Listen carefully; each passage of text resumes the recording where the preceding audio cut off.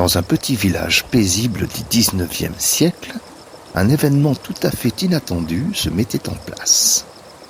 Alors que les villageois s'affairaient à leurs occupations quotidiennes, un voyageur temporel du nom de Victor venait d'arriver tout droit de l'année 2055. Victor avait une mission: prévenir l'invention d'un cirage particulièrement glissant qui, selon ses calculs, provoquerait un accident monumental et embarrassant pour l'humanité.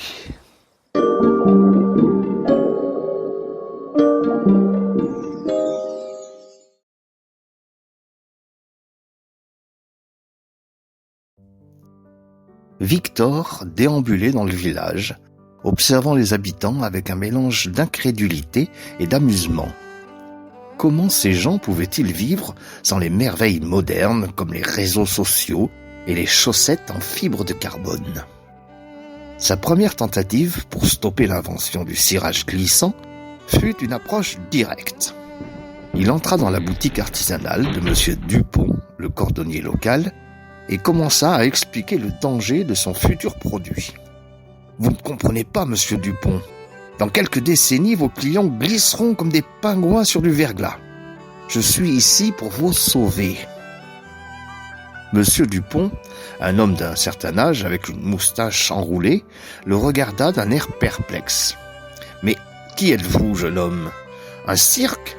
Je n'ai pas le temps pour ces histoires de folie futuriste. » Victor, maintenant frustré, décida d'adopter une tactique plus subtile.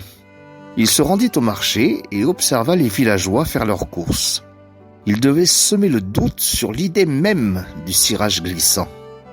Alors, il s'approcha d'un groupe de femmes en train de discuter de leurs chaussures.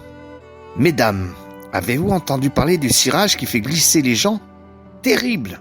Imaginez un instant, une femme perdant l'équilibre en plein bal. » À sa grande surprise, les femmes éclatèrent de rire. « Oh, oh, oh, mon cher, que vous êtes drôle!